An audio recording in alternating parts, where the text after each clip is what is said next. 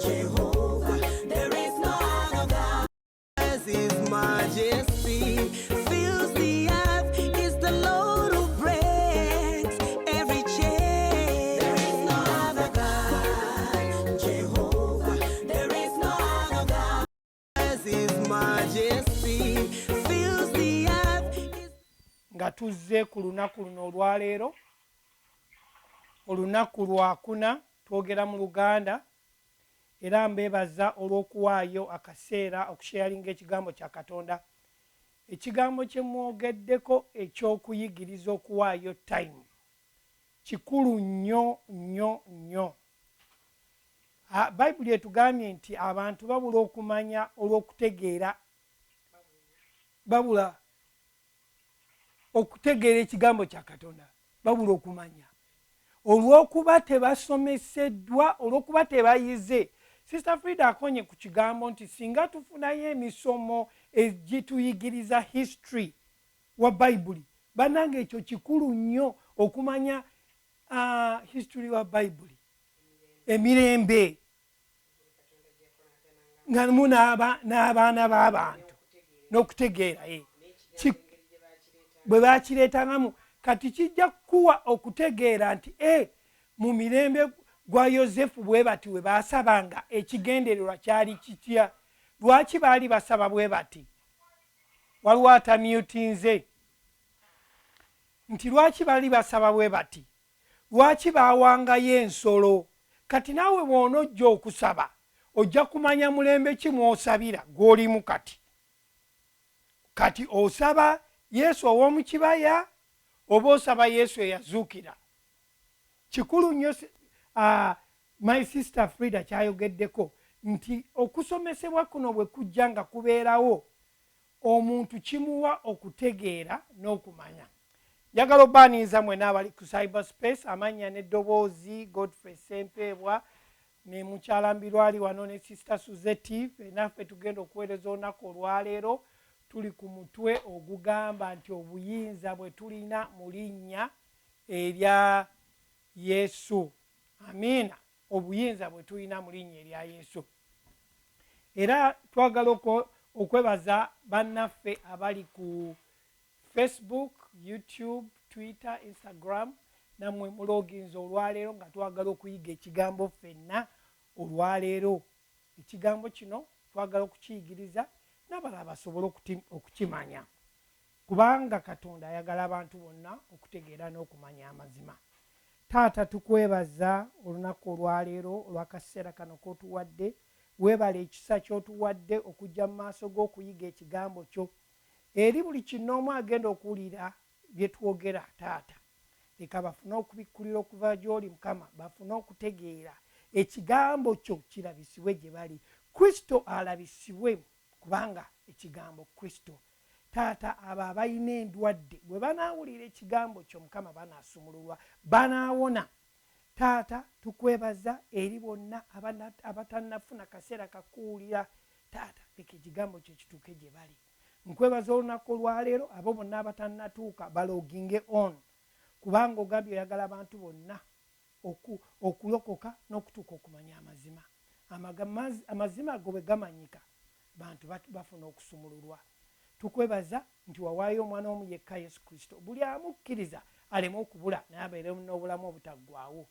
Era tukwebaza olw'obulamu obutaggwaawo nti tubutandikirako bwe tumala okukkiriza.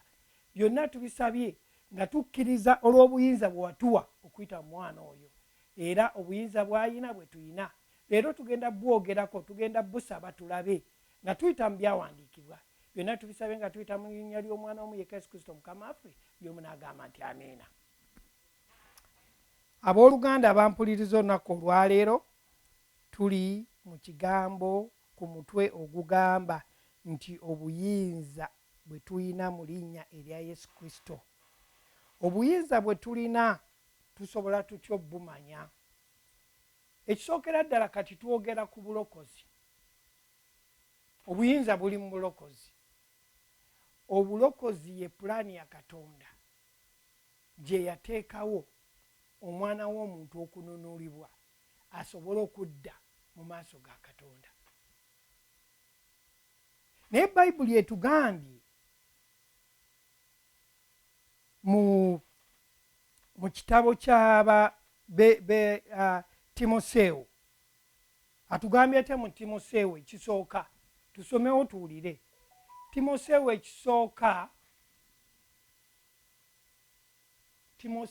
ekisooka essuula 2 tusome olunya olwokusatu n'olwokuna agambye nga tetunabagenda ku timoseewo njagala mufune ebitabo byammwe n'ekkalaamu ekitabo kyo n'ekkalaamu ofune wowandiika ebyawandiikibwa bino kubanga kikulu nnyo tuli mu kusoma bw'oba studenti nga tolina kitabo simanyi oba ozze ku ssomero studenti yenna alina okubeera n'ekitabo n'ekkalaamu nti bwe tumala okulekityalinga wano ng'oddayo ng'okola revision amiina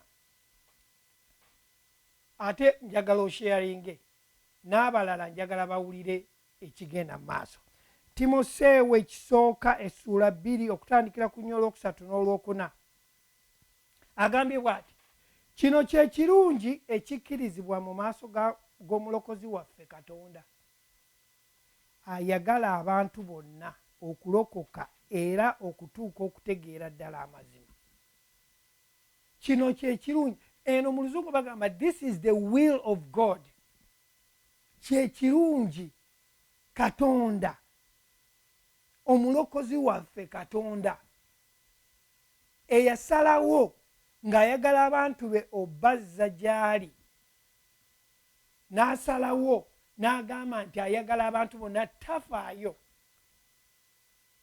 ayagala abantu bonna okulokoka era okutuuka okutegeera amazima ekisooka kyayagala omuntu aba alina okulokoka kyova olaba boogedde kusaba bwe tuba tusabira abantu abatannalokoka yene essala gye tusaba nti mukama tusaba abalokoke bwe bamala okulokoka bafune okutegeera ddala amazima agali mu Kristo kubanga bw'olokoka obulokozi n'obeera awo gwe n'otemanya kiki kiri mu Kristo waliwo okusomesebwa waliwo kukola ki waliwo okusomesebwa osobole okuyiga osobole okutandika ng'ogenda okula kubanga waliwo mukama katonda bayigiriza ng'omusumba Saamu n'abatwala mu Bible school ne bayiga okusomesebwa kiki kye bagenda okuyigiriza naffe tusomesebwa ne tutandika okuyigiriza bayibuli egambye mu timoseewo ekyokubiri nti timoseewo ekyokubiri essuula 2 olunya olwokubiri nti era bw'owuliranga gye ndi mu bujuliro obw'abangi ebyo biteresenga abantu abeesigwa era abasaanira okuyigirizanga n'abalala kitegeeza nti bw'omala okusomesebwa Pawulo yali ayogera eri timoseewo nti bw'omala okusomesebwa n'okwata bino ebintu bye badde owulira ebirungi gye ndi bitwala obiyigirize abalala kyetuvudde tujja olunaku olwaleero si lwokka n'ennaku endala zonna ze twatandika okubuulira nga twagala baganda baffe abatannaba kutegeera kigambo kya Katonda nakulokoka bawulire ebigambo ebirungi omuntu bw'awulira enjiri nakkiriza ekyo kyawulidde nakkiriza oyo Kristo olwo ng'alokoka agambye mu Petero ekyokubiri essuula 3 olunya olw'omwenda nti mukama waffe talwisa kye yasuubiza ng'abalala bwe balowooza naye agumiikiriza gye muli nga tayagala muntu yenna kubula naye bonna batuuke okwenenya kati mukama katonda lwaki ayagala abantu bonna teyeerabidde oba taluddeewo naye kyayagala lwaki ayinamu ddira eyo ayagala abantu bonna be batuuke okutegeera bayenenye ba acknowledginge nti katonda abaagala kyekyo lwaki agamba yagala abantu bonna tayawuddeemu bw'atyo bwe yayagala ensi kuwaayo n'awaayo omwana ogwo omu yekka buli amukkiriza aleme okubula naye abeere n'obulamu obutaggwaawo omusango guzze gwe awulidde n'agaana gumaze okukusinga naye oyo akkiriza. Amiina. Bye bigambo bino kyekyo lwaki tuli wano okubuulira ekigambo kya Katonda. Kyekyo lwaki tulina essanyu nga tubuulira ekigambo kya Katonda, kubanga tulina gwe twakkiriza, yaani Yesu Kristo omulamu atudde mu ffe. Kyenvudde njogera luli nga ntandika ne ŋŋamba nti kirungi nnyo okumanya ki kye wakkiriza. Bw'osomesebwa otegeera n'omanya benefits z'olina, emiganyulo gy'olina mu Kristo n'ogitambuliramu. Naye bw'oba tomanyi miganyulo gy'olina, gw'olowooza nti Yesu yafiira bwereere. Nedda, teyafiira bwereere, alina emiganyulo gye yakuwa, naye olwokuba tonnaba gitegeera, kyekyo lwaki togitambuliramu. Tuddayo eri gye twatandikidde, okumanya obuyinza bwe tulina okuyita mu linnya lya Kristo. Tubadde tuzze tuyigiriza obuyinza nga tusomesa, era bw'ogenda ku YouTube nocheckinga ku Twitter, nocheckinga ku Facebook, ojja olaba emitendera gye tubadde tujja nga tuyigiriza emitwe egy'enjawulo. Kati wano tuli ku part 3 ey'obuyinza. Naye kati olwaleero tutunuulira Kristo tutuulira Kristo mu buyinza, exalted Christ, mu buyinza obw'okuzuukira. Bwe tumulabiramu kyetuliko kye tuyiga, olwo mu buyinza obw'okuzuukirwa aba aweereddwa amaanyi. Kristo tetumutunuulira mu njiri ennya: Matayo, Makko, Lukka ne Yokaana. Mu Luzungu gye bayita incarnation, ng'azze mu mubiri. Si ke kaseera ke tumutunuuliramu, tumutunuulira mu kuzuukira, mu kufa, mu kuziikibwa ne mu kuzuukira. Era bwe tuba kati bw'otuuka mu eri yeeno, wano Kristo w'omutegeerera nga ggwe omukkiriza, era bw'olaba embalayo, tolaba mbalayo mu Kristo mu mubiri. Nkyambira obadde olina kyoyagala okwongera kawo katono? Kyebadde nyongerako kiri nti ti Kristo ono gwe tulaba mu njiri ennya, Matayo, Makko, Lukka ne Yokaana, ye Kristo ali mu mubiri. Kati bwe tuba obuyinza buno bwe tutambuliramu, ye Kristo eyamala okufa, n'aziikibwa, n'azuukira. Bw'azuukira, azuukira wamu olw'obutuukirivu bwaffe. Ge mu maanyi ago weyogera nti mpeereddwa obuyinza, ng'amaze okuzuukira, nti mpeereddwa obuyinza mu ggulu ne ku nsi, obuyinza bwonna. Kati tuba tulaba nti Kristo ono eyali atambula, Kristo Omunnazaaleesi, Kristo ow'e Ggaliraaya, oyo Kristo oyo kati yakoma awo. Kati tesigwe turelatinga kuba sigwe twegeraagerenyako, oyo yali mu buntu. Naye Kristo ono eyafa n'azuukibwa, n'azuukira, oyo mu kuzuukirako okwo mwe tuweebwa amaanyi gano ge twakkiririzaamu, ag'amaanyi agakolera mu ffe. Amiina. Kaakati bw'otunulamu obulungi okulaba, kati pakeji yonna eno ey'okutegeera Kristo ono mu kuzuukira kwe eri wamu nti mu kufa, mu kuziikibwa n'okuzuukira. Kitegeeza nti total pakeji erimu okufa, okuziikibwa n'okuzuukira n'okutwalibwa. Amiina. N'okutwalibwa. Gwe omukkiriza olina okumanya okutegeera kuno n'ofuna okubikkulirwa kuno, osobole okutambulira mu buwanguzi buno. Tugenda okulaba omutume Pawulo essaala gye yasaba n'okututegeeza amaanyi omukkiriza g'ayina oluvannyuma lw'Okristo okuzuukira kwe. Tugenda kusoma mu Befeso essuula 1 okuva ku lunyolo lwa 19 n'olwa2. Abefeso nabagambye ngenda kuleeta ebyawandiikibwa ebiwerako. Befeso essuula 1 agambye bw'ati: era obukulu obusinga ennyo obw'amaanyi ge eri ffe abakkiriza bwe buli. Agambye atya? Obukulu obusinga ennyo obw'amaanyi ge eri abakkiriza. Obukulu obw'amaanyi ge bwe yakola.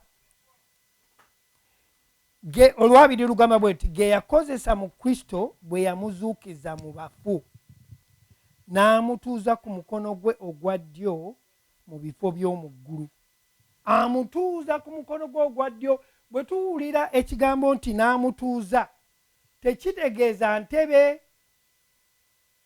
ntebe kwatudde. Ku mukono ogwa ddyo kitegeeza obuyinza obwaweebwa Kristo. Luli twali tuyigiriza nga tukyogerako nga twogera ku nga kabaka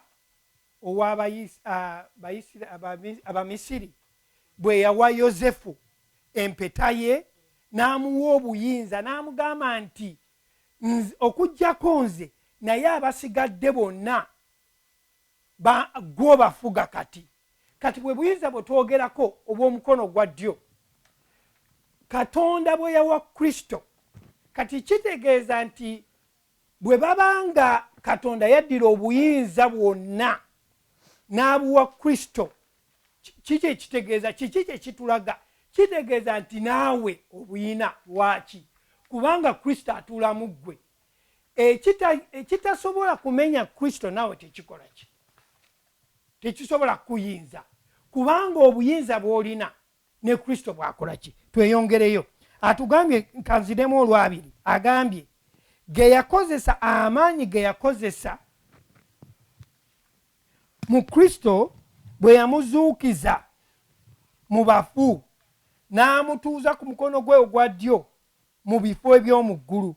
Kati obukulu obusinga amaanyi ago eri omukkiriza olina okuba nga oli mukkiriza, okubeera nga amaanyi gano ogakozesa. Tosobola kuba nga toli mukkiriza. Ekisooka olina kuba muki? Olina kubeera nga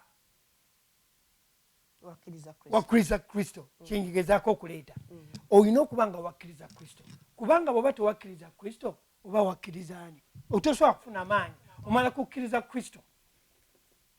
Genda maaso mukyala. Ekitegeeza okwongereza ku ekyo nti tosobola kuba n'amaanyi kuba toli mukkiriza. Toli mukkiriza muki? Mu njiri eno eya Kristo Yesu. Bw'oba tomukkirizanga toyinza kuba n'amaanyi. Olina kuba mukkiriza. Ekikufuula omukkiriza kubanga wakkiriza enjiri y'obulokozi. Omulokozi yaani? Omulokozi ye Kristo. Kati bw'omala okumukkiriza, amaanyi agafugira mu ye ge maanyi agafugira mu ggwe. Lwaki? Kubanga okkiriza. Ekyo kyali naawe kyoli. Amaanyi ago gakuweerwa oluvannyuma lw'okwatula obulokozi. Kati kitegeeza nti omukkiriza yenna talina buzibu naki n'amaanyi. Omukkiriza kavuna olokoka bw'oti ng'oweereddwa ki? Amaanyi. Kitegeeza nti gwe akkiriza ozaalibwa omwoyo. Ozaalibwa ani? Katonda. Omuntu azaalibwa Katonda yafuna amaanyi ago. Kati gwatuuliza olwaleero nga tuwogera ku kuzaalibwa Katonda, oyinza okuba nga ogamba nkoze ntya okuzaalibwa Katonda. Kati owulira enjiri. Amaanyi getwogezaako okugamba, nze nange okusooka nali ndowooza kubanga baatugamba nga tugende tusiibe, tusabe, tunoonye amaanyi. Nga saakitegeera okusooka, naye nagendanga olw'ekisa kya Mukama n'atuyambirayo ne tuweereza. Naye nkizudde bwe tugenze nga tusoma nga twekenneenya ebigambo bino ebyawandiikibwa mu byawandiikibwa. Amaanyi si kintu nti kiva eri ne kikugwako bwe pu ofunye amaanyi. Amaanyi ge magezi n'okumanya n'okutegeera ekigambo kya Katonda kyekigamba mu mbeerayo jo nja kuddamu mpa example nga gye nawadde nti kati nga ffe abava mu Africa abantu balwala nnyo emisujja kati omuntu wamala okutegeera nti ki ekireeta omusujja sinsiri kati ensiri ono ogipreventinga ntya obutakuluma ng'oteekako akatimba ng'ogenda okwebaka kati ensiri ezibadde zikuluma olwokuba omaze okutegeera nti bwe nteekako akatimba oba okufuuyira bags zino ne zivaawo omusujja tegujja kunnuma kati olaba ofunye amaanyi g'akatimba agakuwonyezza ensiri kati nagana amaanyi ge twogerako aga Katonda ye Yesu Kristo kubanga ekigambo kino ye Yesu Kristo mwene bw'omala okufuna relationship naye n'otegeera ki kyagamba mu mbeerayo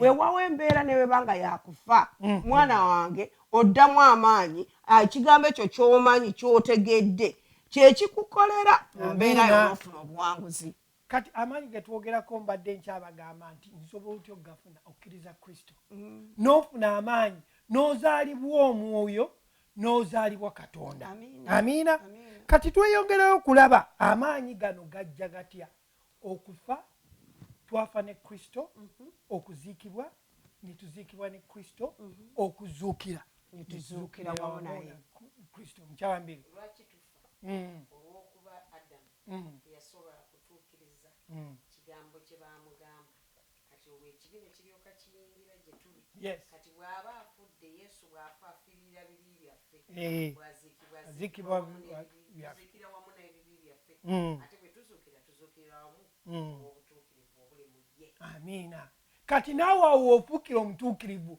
bannange obutuukirivu toyina bukolerera tosobola bukolerera obutuukirivu bukuweebwa bwa olw'okuzuukira tugenda kulaba hano Pawulo ayogera eri Abaroma ababuulira obuyinza buno bwe tulina n'okutegeera tugende mu Baluumi essuula 8 olunyolo 11 Baluumi essuula 8 olunyiri lw'11 lugamba naye obanga omwoyo gw'oyo eyazuukiza Yesu mu bafu atuulamu mmwe akola ki atuulamu mmwe webale nnyo oyo eyazuukiza Kristo Yesu mu bafu era n'emibiri gyammwe egifa aligifuula emiramu ku bw'omwoyo gwe atuula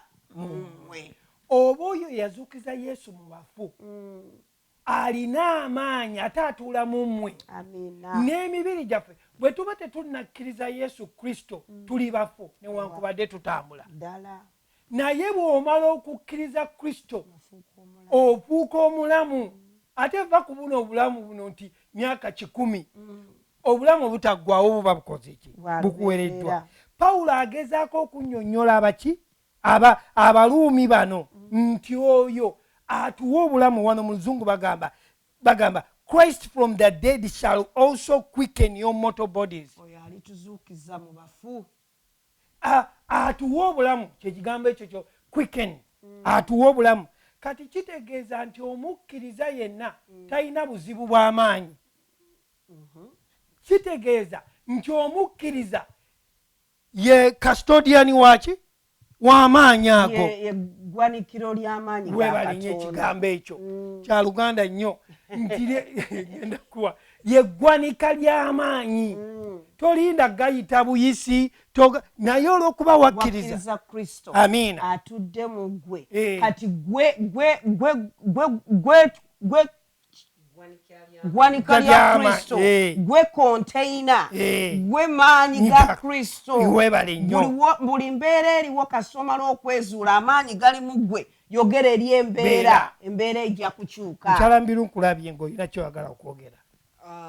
Mbadde nnyongereza ku kiri kyobadde ogamba nti omuntu bw'aba tannalokoka abeera mufu.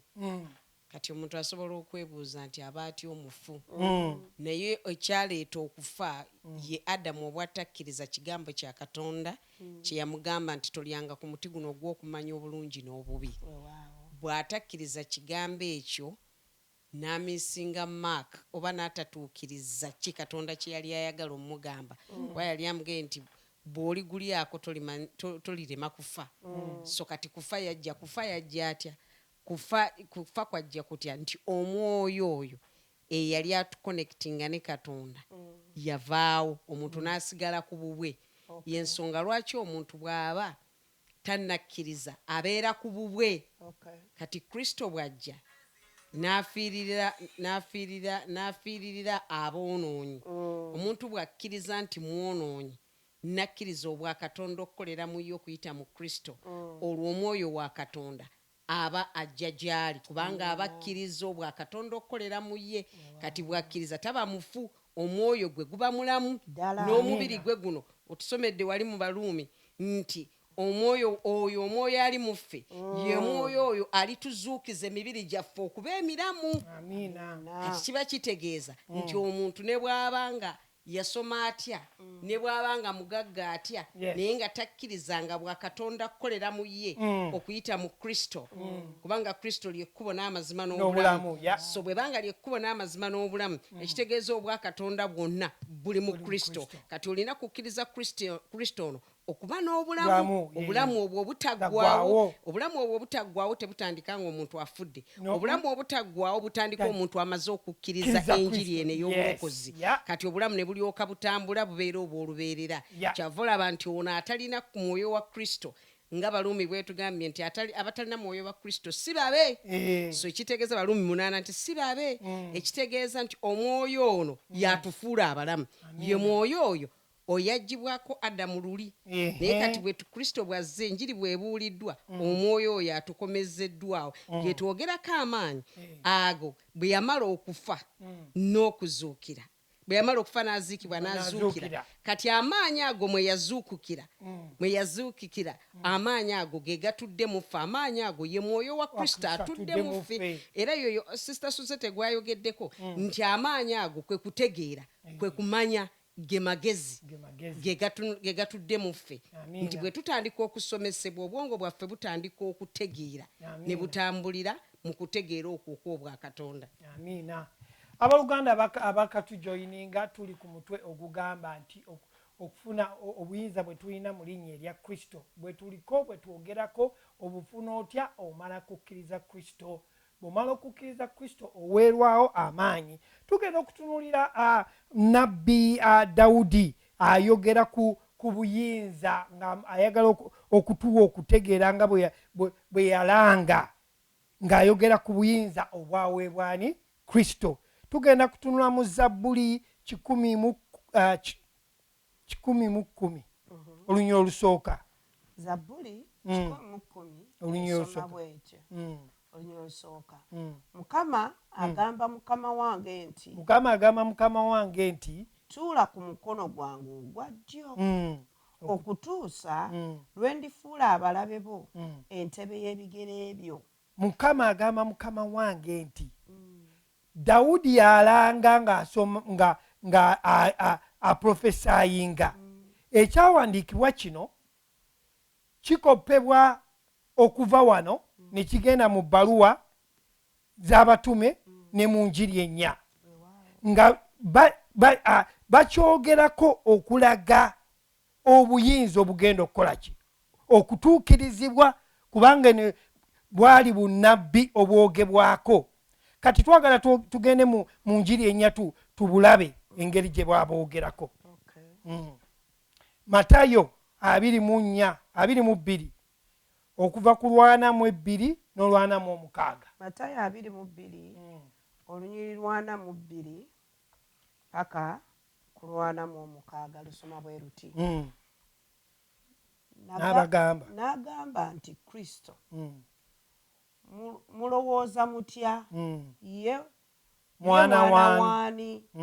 Ne bamugamba nti wa Dawudi.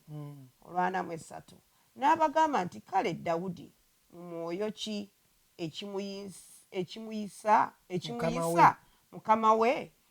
N'agamba nti Mukama yagamba Mukama wange nti tuula ku mukono gwange ogwa ddyo okutuusa lwe ndissa abalabe bo wansi w'ebigere byo. kale obanga Dawudi amuyita mukama we ali atya omwana we ne wataba muntu eyayinza kumuddamu ekigambo era okuva ku lunaku olwo tewali muntu eyeŋŋanga okumubuuza ekigambo nate n'agamba Kristo mulowooza mumuyita mutya baamubuuza ekibuuzo naye nga nti ye mwana waani ne bamugamba nti wa Dawudi. Okubikkulirwa kuno tebaakufuna tebaakutegeera baali bamanyi Dawudi yeeyogerako ngaani nga ye amiina naye Dawudi ye yali teyeeyogerako nga ye yali ayogerera mu bunnabbi ng'alanga Kristo kiki ekigenda okubaawo era bw'otunula bulungi ebyawandiikibwa byonna bw'oba obisoma bino njagala olabe ng'olabaani ebyawandiikibwa ebisuubizo byonna ebiri mu ndagaano enkadde biba birangaani biranga Kristo. Bw'osoma njagala ogendeko mu Yokaana essula 5:39 owulire bw'ayogera. Yokaana 5:39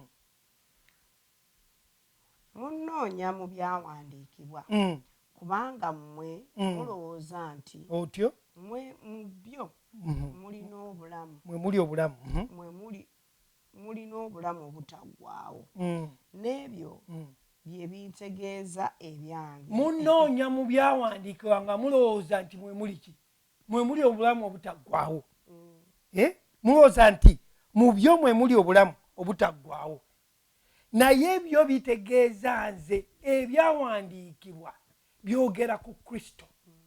Kyova olaba wali Dawudi bw'awa obunnabbi bwe yali ayogerako bwali tebukwata ku ggwe ku ye bwali bukwata kwani ku Kristo.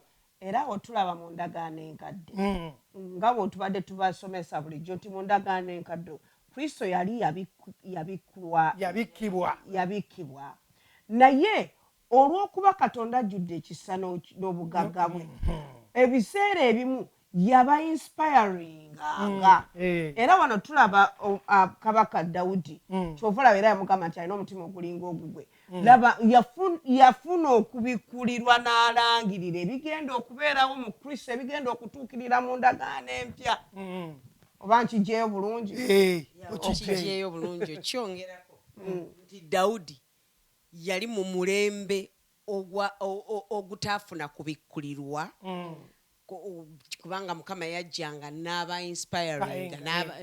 inspiringa okuyita mu kwolesebwa birooto dasi engeri gye yakolanga ki gyeyayogeranga nabo naye ate Dawudi ye yalinga mu mulembe omukadde naye ng'ate alengera ebigenda okujja mu mulembe ogugenda okubeerawo Kristo mwagenda okugira kubanga bw'osoma Zabbuli ze zonna Zabbuli zonna zalinga ziranga zoogera ku ekyo ekigenda okujja kati bwe tuba tetusomeseddwa Zabbuli zino tuzitwala ng'ezoogera ku ffe naye nga bw'oziddamu kati n'oddamu n'osoma ng'osoma mu kutegeera Kristo ogenda kulanga buli kyonna ekyogerwa mu Zabbuli ezo okisanga ate ero mu Njiri ennya ng'olwo atambula alaga obwa Katonda mu Njiri ennya mujjo zisanga. So Dawudi yayogereranga mu bunnabbi yasabiranga mu bunnabbi otyo era bwe tugenda okulaba tugenda kuddako mu byawandiikibwa Katonda tulabe bannabbi bano baayagalanga nnyo okumanya biki ebigenda okukolaki okubeerawo. Njagala ogende mu Petero ekisooka beewuunyanga nnyo ogwalinga ku bo na biro ki omwoyo oyo wa Kristo walituukirizibwa. Genda mu Petero ekisooka essuula emu osome olunyiriri olw'ekkumi n'olw'ekkumi ebyo ebyobulokozi bwo bannabbi abaalagulanga ebyekisa ekyali kigenda okujja gye muli banoonyanga nnyo ne beekenneenya soka okobewaawo banoonyanga nnyo ne beekenneenya nga baagala okumanya mwoyo kyoyo otyo kati ebiro byetukola byetutambulira mugenda maaso 11 nga banoonya ebiro bwe biri oba bwe bifaanana omwoyo wa Kristo eyali mu bo byeyalanga ng'asooka okutegeeza ebibonoobono bya Kristo n'ekitiibwa ekibigoberera. Amiina. Kati bannabbi bano bonna lwaki tuddako emabega okuleeta ebintu bino musobole okutegeera nti bannabbi be baalanga bikulu nnyo okubisoma okubitegeera nti bw'onojja eno mu bbaluwa za Pawulo kijja kuba kikwangulira okumanya nti kino baakikoppa eri kyava eri baakibikkulirwa kyalangirwa kuva mu byawandiikibwa. Amiina. Tulaba wano njagala osome ekyawandiikibwa ekirala kiri mu Luka 24 Luka 24 olunywa olwa 25 n'olwa 26. Luka 24 olwa 25 n'olwa 26. Kale ye n'abagamba nti mmwe abasirusiru abagayaavu mu mutima okukkiriza byonna bannabbi bye baayogeranga tekikugwanira Kristo okubonyaabonyezebwa alyoke ayingire mu kitiibwa kye. Atulaga wano okugamba nti basirusiru mmwe yali tabavuma busirusiru buno gaffe bwe tutegeera omuntu musiru talina magezi. Yali agamba obutamanya ebyo ebyawandiikibwa kye boogera mu ndowooza. Bannabbi bye baawandiika temubisoma ne mubiraba nti baali bayogera ku nze nti Kristo agenda kubonyaabonyezebwa olwo ekitiibwa kiryoke kijje. So kigambo busirusiru kitegeeza bugayaavu mu ndowooza. So si busiru ng'omuntu omusiru atalina magezi. Kati kyova olaba nti Oluganda n'Oluzungu lwa Bayibuli luno si lwe luno olwa bulijjo.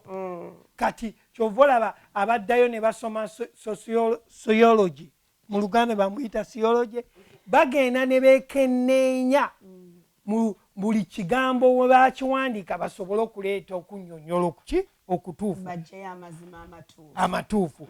Kati ebyawandiikibwa byonna bino bitulaga Kristo engeri gye yabonyaabonyezebwa n'afa n'aziikibwa n'azuukira n'atwalibwa tusobole okubeera nga tufuna ekitiibwa kino n'amaanyi ge.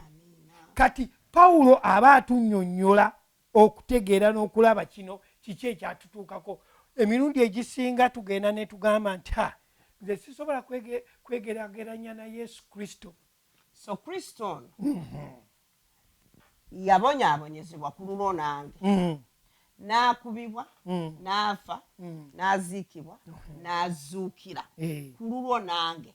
Kati ebikolimo byo ebirwadde bo ebibonyoobonyo byo yabitwala mu kifo kyo ye n'abyetikka n'akola exchange n'alyoka akuwa obutukuvu. Oyinza okuga nti nze ndi mwonoonyi nattadde abantu nyinza ki okuwa omutukuvu nga mukkiriza. Ebikolwa byo si bye bikufuula omutukuvu wabula Kristo kye yamalira ku musaalaba okufa okuziikibwa n'okuzuukira.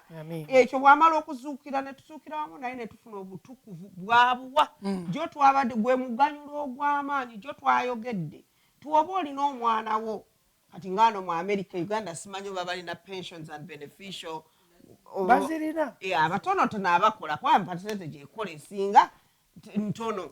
Kaakati omuntu aba afudde n'aleka ekiraamo n'alekera abaana be ebintu bya Bugambya, abaana abo tebabikolerera, abaana abo tebaaliyo nga taata oba maama abona wabula bw'aba avudde mu bulamu buno olwo abawadde obugagga obusika oba kiyita right obusika. Kati naffe tulina obusika bwa Kristo mu ffe yabutuwabuwa tetusobola bukolerera.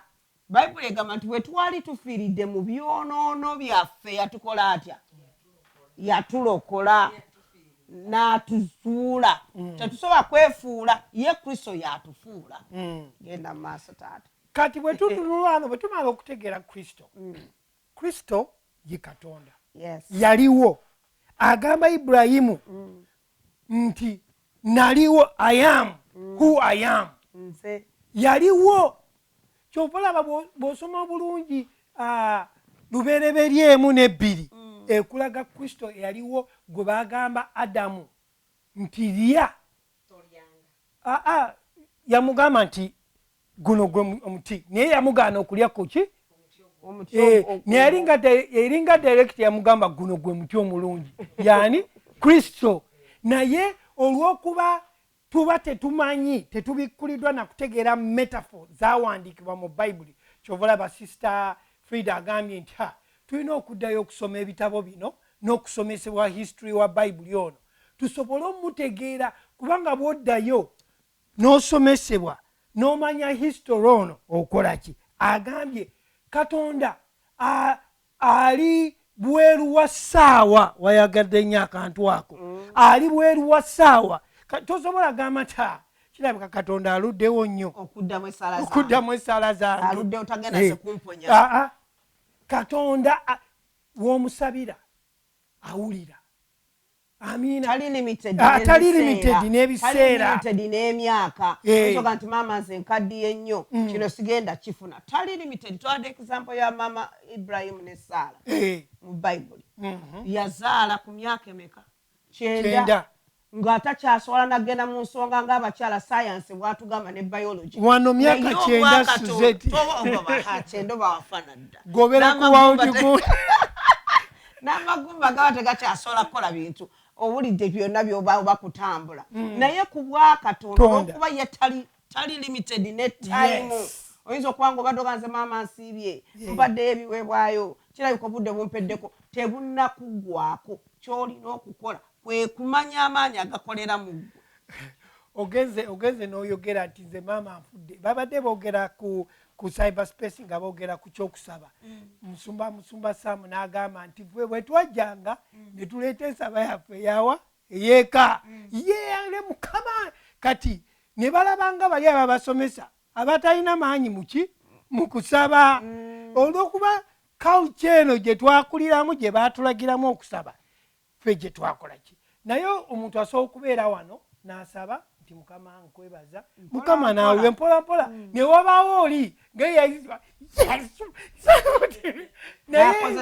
amaanyi kaakati twagala tukubuulira olunaku olwaleero obuyinza buno ne bw'oba towoganye ne kasitokkiriza ne bw'oli takubye luyi nti bufune ozijukiza oyo Reverend Frida alina gye baasooka okusabira e Kampala bwalingawo omukyala omwoyo omutukuvu bwe yamukwangako mbu ng'agamba amaanyi sigayinza nze amaanyi sigayinza akati oluusi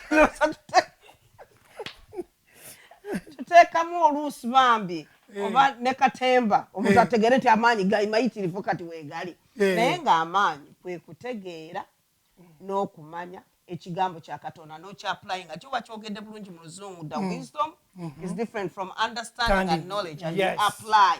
So okumanya okutegeera n'okiteeka mu bikolwa yes. Amiina twagala tutunuulire Peetero wano mukyala Mbiru ambadde nasigaddeyoko wali wayogedde nti Ibrahim yagamba nti nti n'agamba nti oyo yali Kristo kati okukikaatiririza obulungi olubereberye n'ebbiri yali katonda ng'atonda naye okukikkaatiriza obulungi omuntu okutegeera nti oyo yali Kristo kwe kusoma lubereberyemu lubereberyemu n'ebbiri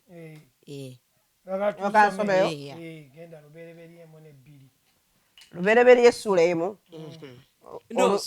Yokaana enjiri essula emu badda nti ogamba Yokaana ebbaluwa oba Yokaana enjiri essula emu essula emu olunyiriri olusooka n'olwokubiri Yokaana essula esooka olunyiriri olusooka n'olwokubiri ku lubereberye waaliwo kigambo n'aba awali katonda kigambo n'aba katonda webale nnyo olwokubiri oyo yaliwo kubereberye awaali Katonda. olwokusatu oyinza oddugamba ebintu byonna byakolebwa ku bwoyo era wataali ye tewaakolebwa kintu na kimu ekyakolebwa. ekyo kiraga ki? Maanyi ekyo kiraga nti Kristo ye yali kigambo ku lubereberye yagaa nti kibe ne kiba, era Kristo oyo ye yagamba Ibulayimu nti ndi. Naye kati wano tumulaba Yokaana amutunnyonnyola yajjako gye bali yayambala omubiri ddala. kati oyo kati gwe twogerako olwaleero ndi. Owulidde ekigambo ekyo ku lubereberye wabeerewo. Kati nga bwe tubagambye nti Katonda tali limited na biseera, kati naawe kyovoga tukugambye obwa Katonda butudde mu ggwe. Kati ekigambo ekyo ekitudde mu ggwe ky'olina okwogera ebintu bikyuke nga bwe yayogera ku lubereberye nti wabeerewo omusana ne gubeerawo, ekiro ne kyawukana ku misana, naawe yogera eri embeerayo ebintu bikyuke. This is how you apply wisdom and knowledge. Amina. Yakuwanguza kati tuli ku buyinza obukolera mu ye obutudde munda mu ggwe. Yensonga lwaki bulwadde bwajja, bulwadde talina kubeera mu ggwe. Yogera kigambo ti bulwadde tolina buyinza mu bulamu bwange. Mu linnya lya Yesu genda. Abatuwuliriza abalokaloginga on ku mukutu gwaffe twogera ku buyinza bw'olina mu linnya lya Yesu Kristo obuweereddwa otya. Olina kuba mulokole. Amiina. Olina kukkiriza Yesu Kristo. Olina okuwulira enjiri n'okkiriza oyo. Amiina. Ate bw'omala okukkiriza manya kati Yesu oyinza okuba nga omukkiriza leero naye tokkiriza Yesu wa mu kibaya, tokkiriza Yesu ow'e Galiraaya naye tukkiriza Kristo atuuzibwa ku mukono eyafa n'aziikibwa n'azuukira. Okukkaatirizaako omuntu ayinza obutategeera nti Yesu omukibaya ate yaani nga tulina okucelebratinga amazaalibwa gwe. Kye tutegeeza Yesu tomutunula mu ngeri eri nga bwe yajja nti akyali mu kibaya. Kati twogera ku Yesu ono azuukidde n'amaanyi n'ekitiibwa n'obuyinza. Mu njiri ennya Mwamubiri yatugambye yalina amafuta ng'afukiddwako amafuta ng'era akola bulungi ng'awonya bonna abaajogebwanga Sitaani. Kubanga Katonda yali naye buli mbeera n'agikyusa. Kaakati kukugwa omuweereza gwe nange gw'omukkiriza gwe nange. Kati twogera ku Yesu Kristo ono amaze okuva kuwona yafukibwa amafuta, kati amaze okufa n'okuziikibwa olwazuukidde mu kitiibwa eky'amaanyi n'obuyinza. Yagenda wansi n'ayambulula Sitaani n'amaanyi ge gonna n'amuggyako obuyinza bwonna. Olwo n'alyoka ekimutuuziza ku mukono ogwa ddyo, it is authority, ge maanyi ge twogererako agakolera mu ggwe. Bakugambye olina ebizimba ng'oyogera ng'okozesa amaanyi ga Kristo awatali kutya nga bizimba bimeutinga. Bakugambye nti bannange nno tolina mpapula za wano nga okola otya. Waliwo oluganda omu baali bazze omukwata nga talina mpapula, omusumba omu nga talina mpapula, ne bajja ne bamubuuza yeggwe gundi, n'abagamba yenze, n'atandika okusaba. Abasajja ne bagamba kyekituusewo tebaamutwala naye kati yafuna empapula. So amaanyi gakolera mu ggwe ng'oyogera ekigambo kya Katonda. Kati toddaawo amaanyi ogayina n'olyoka ate ogabuuza nti gegaluwa. Gwe olina amaanyi kyekigambo kya Katonda. Kikozese. Amiina. Bw'oba tonnasomesebwa weeweeyo teekamu time osomesebwe. Ddala. Twagala tutunuulire omutume Peter ng'ayogera atuyigiriza okumanya okwogera kw'ekyo ekyokufuna amaanyi. Weewaawo. Tugende mu Bikola by'Abatume. Bikola by'Abatume ssula mmeka? 2. Olunyiriri. Osoma waliwo wanvuko ndowooza tujja kuba tumaliza n'okumaliza. Okuva ku Lwabiri mu 2 paka ku Lwasatu mu 6. Oluganda. Abasajja Abayisirayiri muwulire ebigambo bino. Yesu Omunnazaaleesi, omuntu eyabalangibwa eyalangibwa Katonda mu bigambo eby'amaanyi n'ebyamagero. Eyalangibwa olwo boogera ku bijja n'obubonero. Katonda bwe yamukozesanga wakati mu mmwe nga mmwe bwe mumanyi. Oyo bwe yaweebwayo nga Katonda bwe yasooka okuteesa n'okumanya, mwamutwala ne mumukomerera n'emikono gy'abantu ababi ne mumutta olw'abiri-mu-ennya. Naye oyo Katonda yamuzuukiza bwe yamusumulula okulumwa kw'okufa, kubanga tekwayinza kumunyweza. Okumwa kw'okufa tekwakola Okulumwa kw'okufa tekwayinza kumunyweza. Kubanga Dawudi amwogerako nti nalaba Mukama ennaku zonna mu maaso gange, kubanga ali ku mukono gwange ogwa ddyo, nneme okusagaasagana. Olw'abiri-mu-omukaaga. Omutima gwange kye gwava gwesiima, olulimi lwange ne lusanyuka, era n'omubiri gwange gunaabeeranga mu ssuubi. Olw'abiri-mu-omusanvu. Kubanga tolireka bulamu bwange mu magombe, so toliwaayo mutukuvu wo kuvunda. Olw'abiri-mu-omunaana. Wanjigiriza amakubo g'obulamu, olinzijuza essanyu n'amaaso go. Bw'otunuulira ebigambo Dawudi by'alisaitinga bino, kitegeeza nti Dawudi yakozesa binoculars za Yesu Kristo okulaba obulungi bwe n'okwagala kwe. Genda mu maaso. Olw'abiri-mu-omwenda tuli mu bikolwa by'abatume 2 olunyiri lwa 29. Abasajja abooluganda, nyiza okwogera n'obuvumu mu maaso gammwe ebya jjajjaffe omukulu Dawudi nti yafa n'aziikibwa, n'amalaalo ge gali waffe ne kaakano. Kale bwe yali nnabbi, bwe yamanyanga Katonda, yamulayirira ekirayiriro nti mu bazzukulu b'omu ntumbweze alituuzaako omuntu ku ntebe ye. Olw'asatu. Bwe yalaba olubereberye n'ayogera ku kuzuukira kwa Kristo, nga teyalekebwa mu magombe, so n'omubiri gwe tegwavunda. Waliwo yayogera nti sireka mubiri gwe okuvunda. Awo yali alangirira Kristo kyagenda okubeera. Olw'asatu-mu-2. Yesu oyo Katonda yamuzuukiza ffenna, ffe bajulirwa. Awo bwe yalinnyisibwa ku mukono ogwa ddyo ogwa Katonda, n'aweebwa okusuubiza kw'Omwoyo Omutukuvu eri Kitaffe, afuuse kino kye mulabye kaakano kye muwulidde. Kubanga Dawudi teyalinnya mu ggulu, naye yayogera ye yennyini nti, Mukama yagamba Mukama wange nti, tuula ku mukono gwange ogwa ddyo okutuusa lwe nditeeka abalabe bo okuba entebe y'ebigere ebyo. Olw'asatu-mu-omukaaga. Kale mazima bamanye ennyumba yonna eya Isirayiri nti Katonda yamufuula Mukama eri Kristo Yesu oyo gwe mwakomerera. Olw'asatu-mu-omusanvu. Okay. Kati bw'otunulamu wano, omutume Peter atunnyonnyola obunnabbi buno Dawudi bwe yayogera, engeri gye bukolamu, nti Kristo yafuuka ani? Yafuuka Lord. Okitege? Mukama. Mukama w'abakama.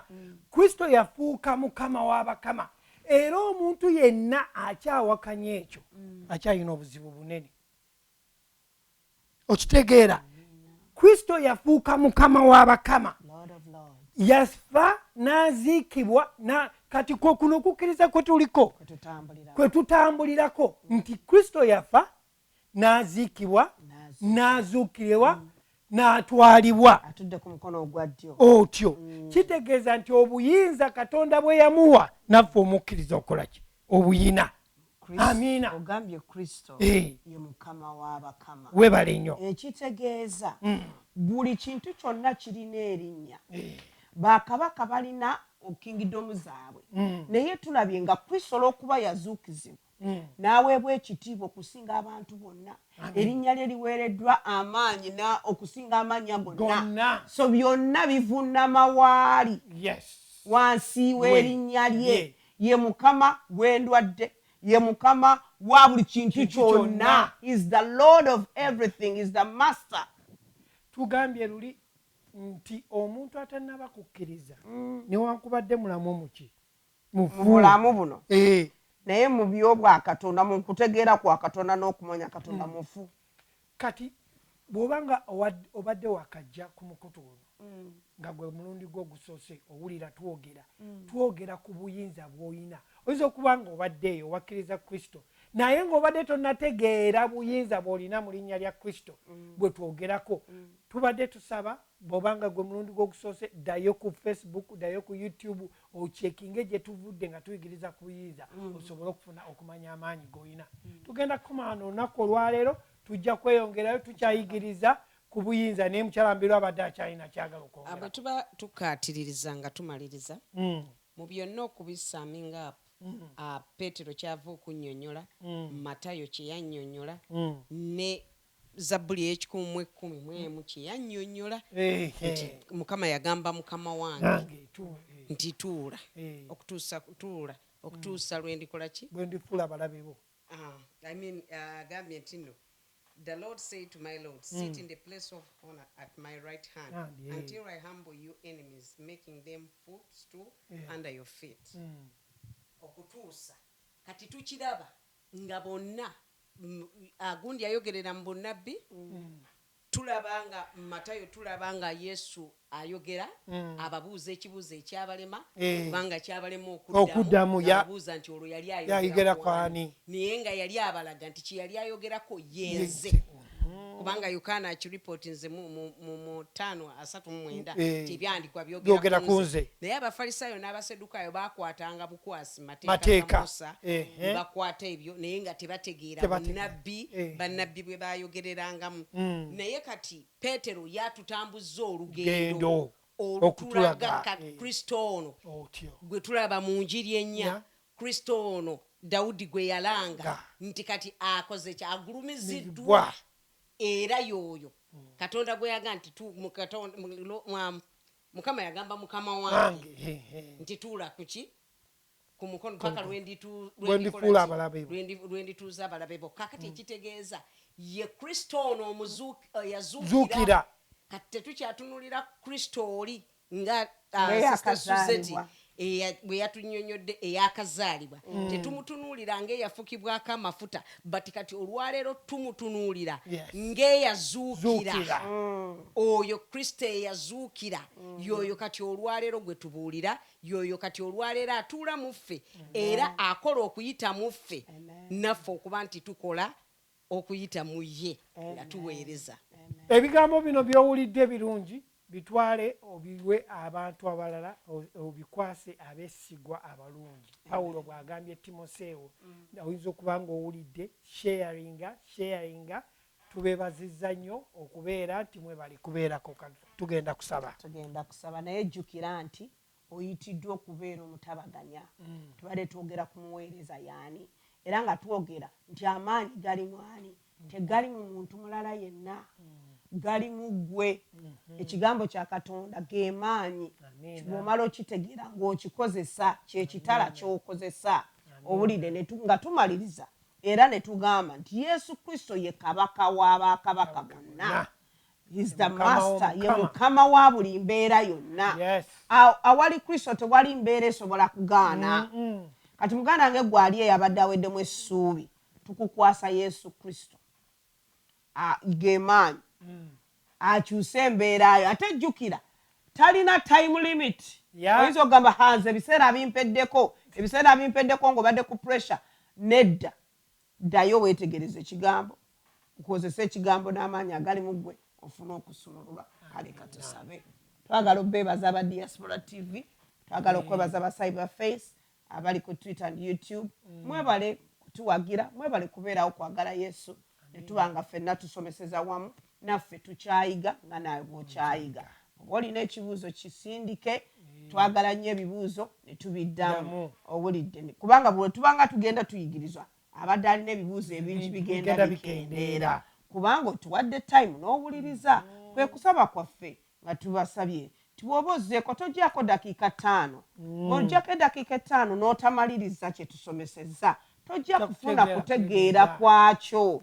Ojja kubukana kano ate bano sibategedde jangu ate n'ekirala tugenze tuyiga nti mu bulokozi buno ejjana gye tulimu fenna tuli ba student tuyiga bw'ojja ne open heart n'omutima ogweggudde naye gwe bw'ojja nga nti nina divinity byomwogerako mwe temubimanyi nabimanya awo ng'ololemeddwa naye gwe omukristaayo era omuyigiriza omulungi ojja n'omutima ogweggudde bwaba ogedde ekigambo ky'otategedde ddayo noonyereza nga bali abaanoonya ebyawandiikibwa tomala gagenda bugenzi then ojjogambe nti kino saakitegedde tukinnyonnyole tusobole okubeera ku same page kale katusabe tuve ku lusozi Gireyaadi. Taata omutukuvu tukwebaza tukusiima tukugulumiza. You are the Lord of all. Gwe kabaka w'abakabaka gwe mukama w'abakama tukwebaza nti ekisa kyo kikolera mu ffe tukwebaza nti agamaanyi agakuzuukiza mu bafu gatudde mu ffe otugambye ffe container yo ffe gwanika lyo ery'amaanyi agatambula like a torpedo missile nga gakuba buli mbeera yonna ebadde ejja okutumalamu amaanyi. Taata tukwebaza kwe kusaba kwaffe nti amaanyi ago geeyongera okukolera mu ffe eri abo abawuliriza eri abo ababadde abalwadde leka amaanyi ga Katonda gawonye buli kirwadde kyonna eky'amagumba eky'ebizimba ekya fibroids mu linnya erya Yesu Kristo Omunnazaaleesi yajja ffe tusobole okuba n'obulamu mu bungi ddala. Twogera eri sukaali diabetes 1 and 2 tukulagira okuva ku kikolo mu linnya erya Yesu Kristo Omunnazaaleesi. Bayibuli etugambye mu Acts 10:38 kyoyo Katonda gwe yafukako amafuta eyagenda ng'akola bulungi ng'awonya bonna abaajogebwanga Sitaani kubanga Mukama yali naye. Tumenya buli maanyi gonna amabi ag'ekizikiza agabadde gajooga abantu n'endwadde ez'amagumba ez'ebizimba ez'ebigalanga fa okuva ku kikolo mu linnya erya Yesu Kristo Omunnazaaleesi. Tusumulula ababadde balwadde ba pneumonia fluenza ababadde balina covid tulangirira okuwonyezebwa kwa Katonda okubabeerako right now mu linnya erya Yesu Kristo. Oyo omutwe gwe gubadde gubobba oyo gwe bagambye nti alina aneurysm tulagira every aneurysm to shrink in the name of Jesus, to melt in the name of Jesus the Son of the living God. Jekete bebe kianda twogereri embeera ebadde ebakuteko akanywaga mu linnya erya Yesu Kristo etakaakano jekete brebronda otugambye nti otutte ku mukono ogwa ddyo ogwa kitaffe bwe buyinza bwe tutambulira mu buyinza nga tusumulula abantu bano ababadde bajogebwa Sitaani ababadde baagala okwetta abadde baagala okugivinga up omwoyo w'okugivinga up fa okuva ku kikolo mu linnya erya Yesu Kristo Omunnazaaleesi. Jekete brenda rokontororo brandanda kitange ekisimbe kyatasimba ndikisimbuliza tusimbuliza buli ndowooza etali ya bwa Katonda tusimbuliza buli ndowooza enkyamu tusimbuliza obukyayi tusimbuliza buli ndowooza yonna ebadde etali ya bwa Katonda okuva ku kikolo mu linnya erya Yesu Kristo Omunnazaaleesi. Jekete brenda rakontororo branda mekenderere brekonta manda rabrahaketeba rokontororo brandanda ofuna okuwonyezebwa ekibadde kikuluma kaakano kita mu linnya erya Yesu Kristo ofuna okuwonyezebwa gw'abadde agenda okugwa eddalu obwongo obwo butereera kaakano ofuna okuwonyezebwa gw'olubuto lw'olwadde lugenda okuvaamu lutereera kaakano mu linnya erya Yesu Kristo Omunnazaaleesi. Jekete bebe rokonta manda rabronde reketere brenda ofuna okuwonyezebwa gw'abadde ayita mu depression problem ofuna okuwonyezebwa gw'abadde atalina ssuubi ofuna essuubi nate mu linnya erya Yesu Kristo Omunnazaaleesi. Jekete beba rakondororo branda hakete breho sonda mandere breho kontoro brandanda. Taata omutukuvu tukwebaza olw'eggwanga lyaffe Uganda ekisa kyo n'obulungi bwo bukyalira Uganda obulokozi bukyalira Uganda nga butandika ku bakulembeze n'abo bonna abafuga abali mu bifo ebya waggulu obakyalira n'ekisa kyo n'amagezi go n'amaanyi go n'okwagalako. Jeketebe rakandanda rekenderere brekontororo branda oba w'okutegeera n'okumanya bw'oba Mukama kitange obasusinkana leero jekete branda manda rabrohokete brandanda. Tukwebaza Mukama kitange tusabira abaana nga tebasoma e Uganda bakuume baleme kwonooneka Mukama bakuume ayi Katonda ow'ekisa mu linnya erya Yesu Kristo Omunnazaaleesi. Tukwebaza Taata nti ekisa kyo n'obulungi bo n'emirembe gyo gibuganye Uganda. Tetusobola kwerabira ggwanga mwe tuli wano mu America. Tuteeka Biden and Kamala mu mikono gyo. Kabaka bwe banaatulanga mu Senator, bwe banaatulanga mu White House, banaatulanga ne basenators abalala, another governors, another council guys, nga batuteeseza Mukama Kitange. Let that favor us, oh God. Mu linnya erya Yesu Kristo Omunnazaaleesi. Tukwebaza Ayi Kitange kubanga gwe oli w'amaanyi, oli wa kitiibwa era osigala ng'otudde ku mukono ogwa ddyo ogwa Kitaffe ng'okolera mu ffe. Mu linnya erya Yesu Kristo tusabye. Amina, amina, amina. Remember, Jesus Christ is still in full control. We'll see you. But before you go, weekend eno egenda ko eri fully packed. Olw'omukaaga tulina Masquerade Ball. Masquerade kyekiki? Kati Masquerade olaba abantu bangi nnyo bali mu kkanisa. Bantu bangi nnyo badde baweereza naye nga bambala obukookolo. Bw'abeera mu kkanisa agamba haleluya haleluya. Naye oluva bw'ati mu kkanisa mu kuŋŋaaniro ng'agenda mu rendezvous akola by'ayagala, you know. So kakati kyekiseera Masquerade, you come, we have done a Masquerade. We want people to be real in Christ. Amina. It's going to be a tuxedo. Men are going to wear tuxedos. Abakyala bagenda kwambala gown. It's only $50. And then the following week, which is the end of the month, nga mwenna mwe mumanyi tuli mu America, omwezi guno ogw'Okutobba wabeerawo Halloween. Era olaba singa oyita mu maduuka gonna mulimu obukookolo obw'abafu. So ffe twasalawo ng'olunaku olwo naffe tuteekawo Spiritual Warfare Conference etya nga tusomesa abantu. Tubasomesa tutya? Tulabye musumba waffe Samuel Mutyaba Owestonham yafuna okwolesebwa nga sitaani bw'akuba amaka katoba mwami mubiru ne mukyala w'Ebafumbo bwe baawukana abaana babula, abantu babula, abantu babiva nako. Kaakati nga tutaddewo amasomo agasomesa gwe yabivaako, eyaliyo n'ofumbirwa n'obivaako, akyalimu asuubira. Obeerawo otya obwa Kristo mu ggwe ng'oli mu Kristaayo ng'ate oli mufumbo? Kubanga tulabye nga divorce nyingi ezikola ki? Divorce nyingi eziri mu Bukristaayo kubanga tetusomeseddwa. Ebintu byonna bye tukola tugenda ku mirimu batutendeka, tewali ogenda n'ofuna orientation. Naye bwe tufumbirwa tulowooza olw'okuba oli mulungi olina buli kintu kyekijja okumala jangu ofune okutendekebwa. Then before that on Saturday at 2 p.m. tugenda kusaba twegatta wamu n'ab'e London. Zoom in. Tugenda kuteekako enamba ya Zoom. Tugenda kusabira eggwanga lyaffe Uganda. Mukama akyalire Uganda. Mukama asisinkana abantu baamu. Mukama akyuse endowooza zaffe nga bannayuganda. Kubanga oyinza okugamba nti Uganda yokka gye tuba tusabira, naffe ffennyini abali eno. It's okay, I still have time. Naffe ffennyini abali eno. Mukama feebazibwe, naffe ffennyini abali eno. Osanga munnayuganda munno n'omugamba hayi nga olaba ne accent gy'ayogera ya Luganda. N'akwewugulalizaako nga nagamba ye tava Uganda. Kati ekizibu tekiri na Uganda yokka. Naye obutayagala ggwanga lyaffe, twagala Katonda akyuse endowooza zaffe. Tusobole okubeera n'eggwanga eddungi, tulyenyumirizeemu nga naffe bwe twenyumiriza mu America, nti America is a good land. Mukama abatuweera omukisa. Do not forget and contribute. Abooluganda, olwokusatu n'olwokuna, olwokusatu mu Luzungu, olwokuna mu Luganda. Buli wiiki wabayo okusomesa. Mukama abawe omukisa mubeere bulungi. Amina. Amina. As His Majesty fills the earth, is the Lord.